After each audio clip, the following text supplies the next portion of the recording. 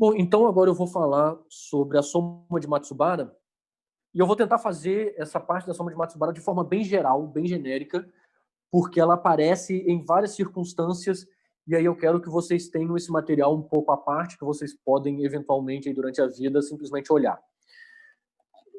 de forma mais objetiva.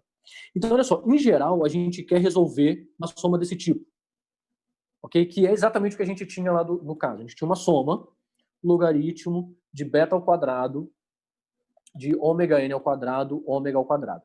Esse ômega ao quadrado aqui, ele pode ter várias expressões. No caso fermiônico e bosônico, ele muda, tá bem? Tanto o ômega ao quadrado quanto o ômega n. No entanto, o procedimento que eu vou fazer aqui, ele é genérico, tanto para bósons quanto para férmions. Aqui o ômega, eu escrevi explicitamente, ele é igual a 2π, 2nπ sobre beta, para o caso de bósons, e 2n mais 1π sobre beta para o caso de férmions.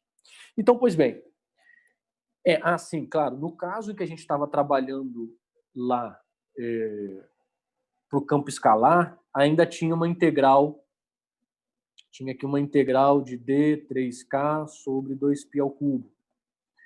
É claro, depois que eu resolver essa soma, eu volto e integro no momento.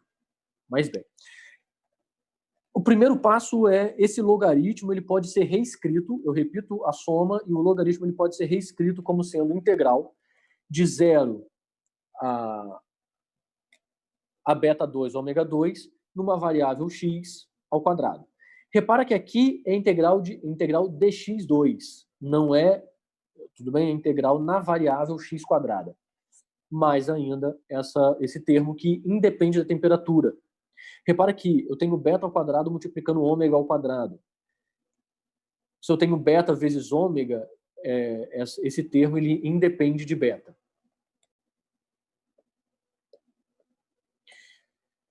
Bom, então, a partir de agora eu vou particularizar a soma, eu vou olhar somente para essa soma aqui, que é a soma de n em n de 1 sobre x quadrado beta 2 ômega n2. Depois eu volto para resolver essa integral. Então, eu vou fazer uma pequena modificação, ao invés de usar o x quadrado, eu vou usar esse epsilon t, que a definição eu coloquei aqui, epsilon t é t2x2, ou seja, é x quadrado sobre beta ao quadrado. Vocês podem muito bem colocar o beta ao quadrado aqui em evidência, vai ficar 1 sobre beta ao quadrado, e aqui vai ter um beta ao quadrado dividindo o x.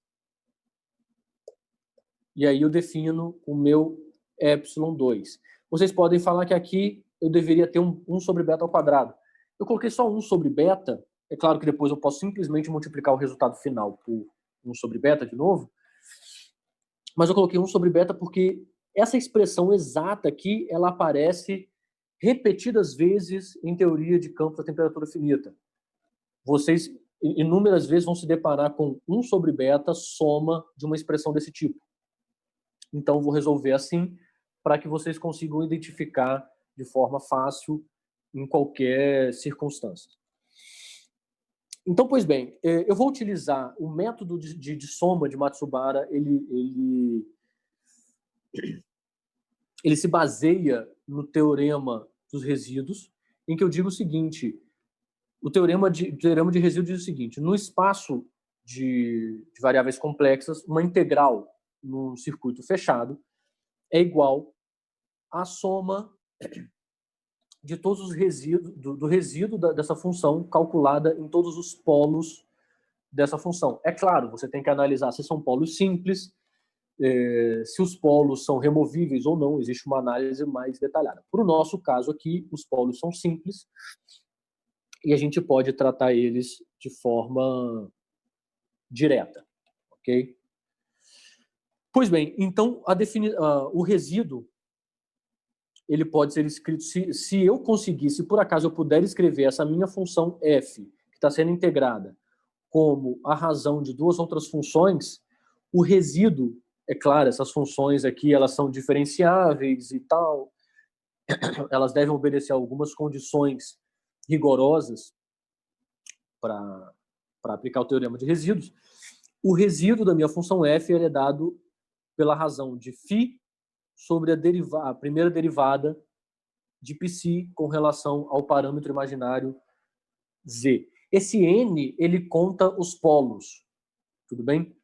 Então, pois bem, ou seja, simplesmente identificando a minha soma de Matsubara, eu identifico que o resíduo, que é φ sobre psi' é igual a T, temperatura, sobre essa expressão aqui de Matsubara. T porque eu tenho o inverso de beta.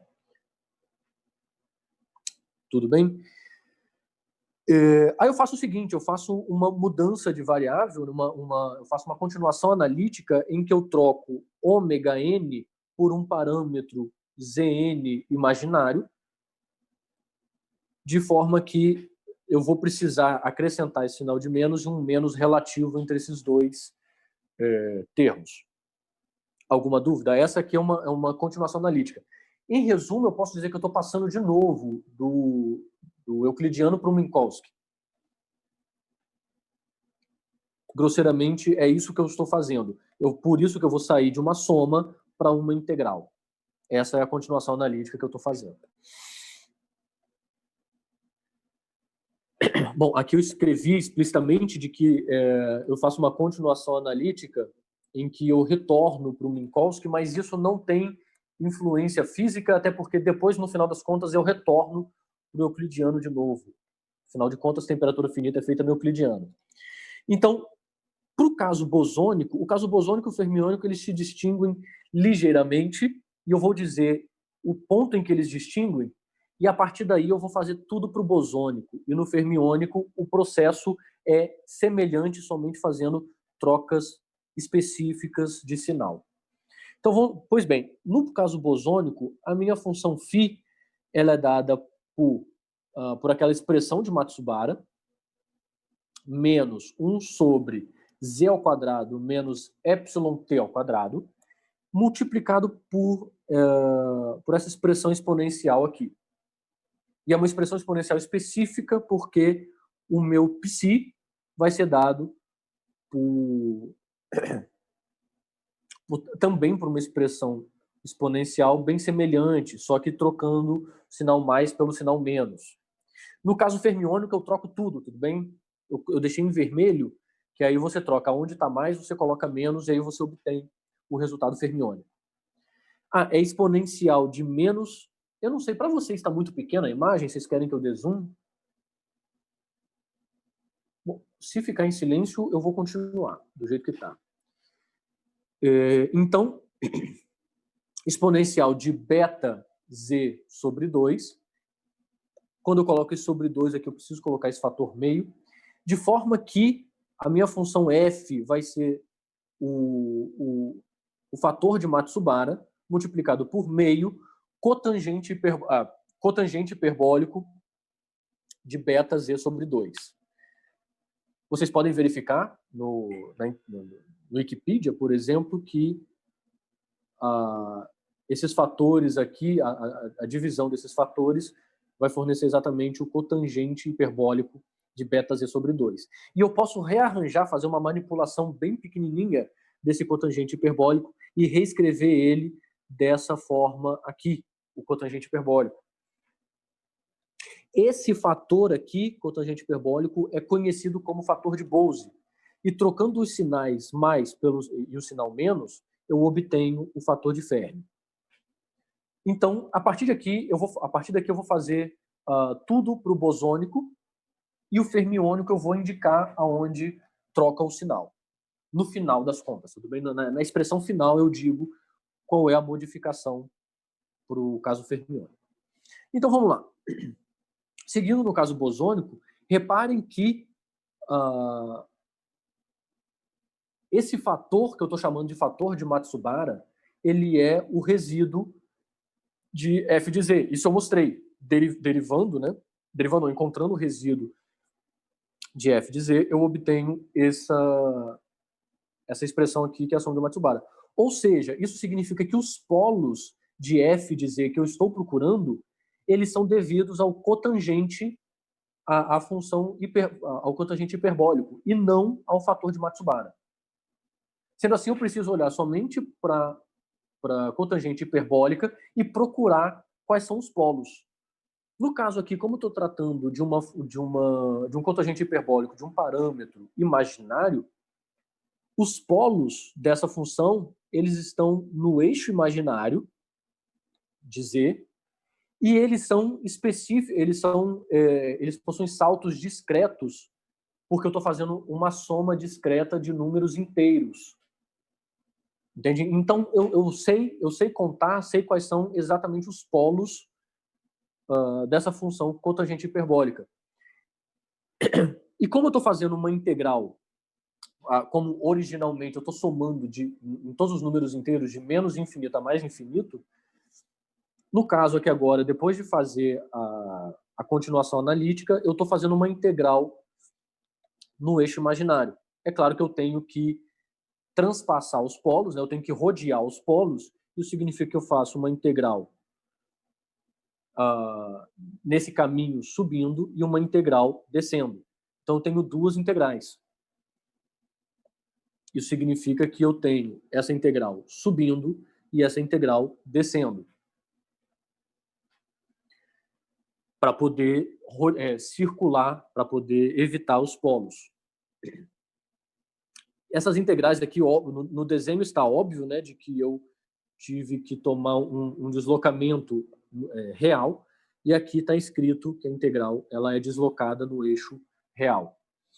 Então, pois bem, aqui eu faço uma mudança de z para menos z, de forma que eu obtenho a mesma integral, o que é razoavelmente óbvio, inclusive visualmente a gente consegue, é intuitivo isso. Então, o fator meio vai embora.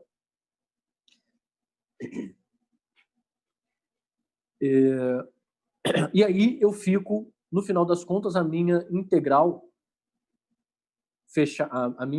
ela vai ser dada, integral fechada, ela vai ser dada por essa integral aqui de menos infinito deslocado no real a mais infinito.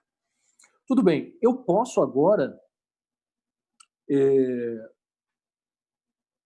englobar todo o espaço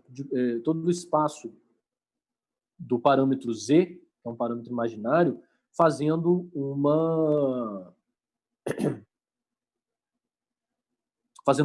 distorção do caminho que eu estou integrando, e aí eu posso escolher se eu integro, se eu faço a distorção na parte positiva real ou se eu faço uma distorção na parte negativa real negativa. E aí eu vou utilizar o teorema dos resíduos mais uma vez. Então, isso é o que está escrito aqui. Eu digo que eu vou utilizar o teorema de resíduos mais uma vez, porque eu vou estender essa integral aqui para todo o espaço de configurações de Z na parte real. E eu escolho assim. Pois bem, essa é o caminho que eu vou escolher agora. E reparem que esse caminho, que eu chamei de caminho C, ele está orientado no sentido do relógio. De forma que esse sinal menos aqui ele vai ser compensado pelo resíduo. O teorema de resíduo ele leva em conta o caminho que você está orientando, que é orientado o caminho de integração. Se for no caminho do relógio, você soma os resíduos multiplicados por menos 1. Se for no caminho contrário, no sentido contrário do relógio, você simplesmente soma os resíduos positivamente, né? Você simplesmente soma os resíduos. Então, aqui, utilizando mais uma vez o teorema de resíduos, esse sinal de menos vai ser compensado por causa da orientação da integral de caminho. E aqui agora, reparem que como eu estou estendendo eu estou deformando o meu caminho de integração para a parte real, para a parte positiva real, eu tenho que levar em consideração a existência do polo real da parte do fator de Matsubara. Repara que para esse caminho aqui agora, como eu estou deslocado, como existe esse deslocamento na parte real aqui, não existe polo associado ao cotangente hiperbólico, mas eu tenho que levar em consideração o polo devido ao polo de Matsubara, que está na parte real. E Eu fiz um saltozinho aqui sem explicar muito bem, mas eu estou dizendo. Aí eu aplicando aquela definição lá no começo do que são os resíduos, eu aplico a derivada dessa função vai ser essa função de cima, dividido pela derivada dessa função de baixo, com relação a z. Então vai ser a função de cima, a função φ agora, dividido pela primeira derivada com relação a z, que vai dar exatamente beta dividido por 2 epsilon-t. Então, pronto, essa integral nesse caminho fechado que eu defini aqui vai ser dado por beta cotangente hiperbólico de beta epsilon sobre t, tudo isso dividido por 2 epsilon-t. Agora eu faço a junção total, né? Eu tenho aqui a soma de Matsubara e essa integral no circuito fechado nesse parâmetro imaginário. Eu substituo o resultado e eu obtenho que a soma de Matsubara ela vai ser 1 sobre t, que é esse 1 sobre t aqui, e reescrevo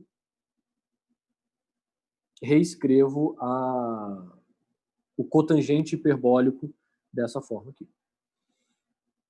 Lembrando que eu posso reescrever, eu falei lá atrás que eu posso escrever o cotangente hiperbólico dessa forma que eu chamei de fator de Bose ou fator de Fermi. Aí eu coloquei aqui em vermelho a diferença de Fermi do fermiônico para o bosônico, é só trocar o mais para o menos. Alguma dúvida?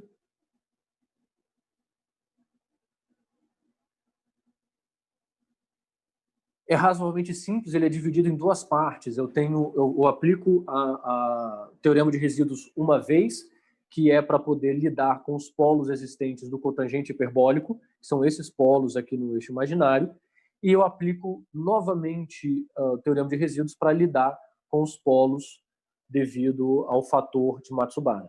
Feito isso, eu encontro a expressão final da soma de Matsubara, que é essa daqui. Como eu disse, agora eu tenho que voltar, né? Porque originalmente o que eu tenho é integral em x. Voltando, então, lembrando que epsilon é tx, ou x sobre beta, a minha expressão original era essa daqui.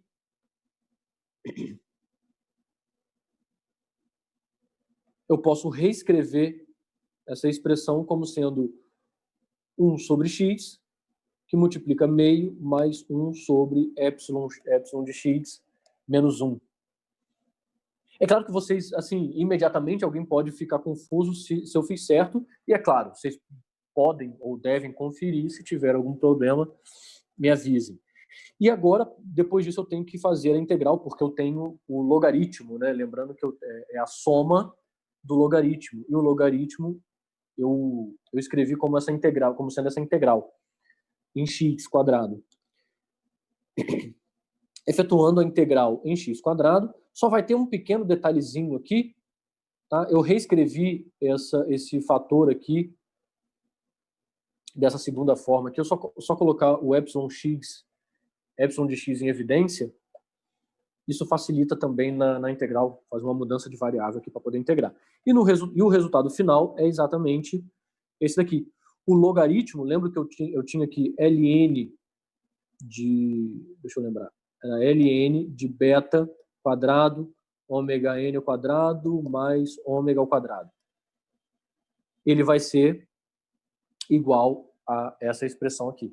Então, voltando, eu acho que ao comentário do Jesuel, eu não lembro, que ele pediu para eu comparar essa divergência com a divergência do gás ideal, com essa divergência aqui, e aí eu disse para ele que essa divergência aqui é ultravioleta, enquanto que essa outra divergência aqui ela é infravermelha, mas que, resolvendo a soma de Matsubara para o logaritmo dessa expressão, apareceria também uma divergência ultravioleta, que é exatamente devido a esse termo aqui. Eu tenho aqui ainda integral de d3k sobre 2π ao cubo. Então, existe uma divergência ultravioleta ainda associada a esse ômega beta quadrado. Alguma dúvida, pessoal? Ah, não, tá errado aqui. Ó. Aqui tem um pequeno erro, que aqui é ômega beta. É só ômega beta. Tá bem? Porque aqui eu tenho integral de 1 sobre x e tal, então aqui é só ômega beta. Jesuel, a sua dúvida agora ficou um pouco mais clara, que as duas divergências são distintas. Eu tinha antes uma divergência tenho ainda, né, uma divergência infravermelha associada a esse termo, mas depois vai surgir ainda uma divergência ultravioleta associada a este termo aqui de Matsubara, associada à soma de Matsubara. Sim. Dá para ouvir normal? Tá, tô ouvindo bem, sim. Tá. Desculpa, eu perdi. Por que apareceu aquela integral no x quadrado? A integral do x quadrado é que é o seguinte, eu preciso trabalhar com essa soma de ln. Aí eu simplesmente reescrevo o ln como integral disso. Eu vou voltar no primeiro slide, que está escrito no primeiro slide aqui. O ln, eu simplesmente reescrevo como integral, mais esse termo aqui. É claro que, talvez olhando direto assim não fique óbvio, mas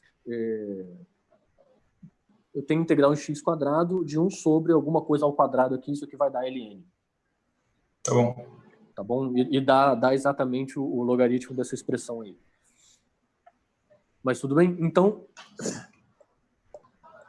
depois de resolver a soma de Matsubara, obtém-se um termo aqui que vai ter uma divergência ultravioleta, diferente daquela divergência infravermelha. Algum problema, pessoal? Alguma dúvida?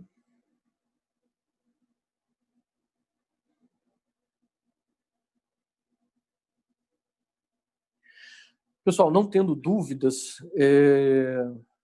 claro, só para continuar, então aqui fica um pouco como um exercíciozinho que é o seguinte, né? Aqui eu ainda tenho integral de d3k 2π ao cubo, e aí resolver essa integral aqui, que eu resolvi já para vocês uma vez, faz uma expansão do ln, e aí vocês vão obter, para o caso Massilis, se vocês fizerem essa integral para o caso Massilis, vocês vão obter, de novo, mais uma vez, o resultado do gás ideal,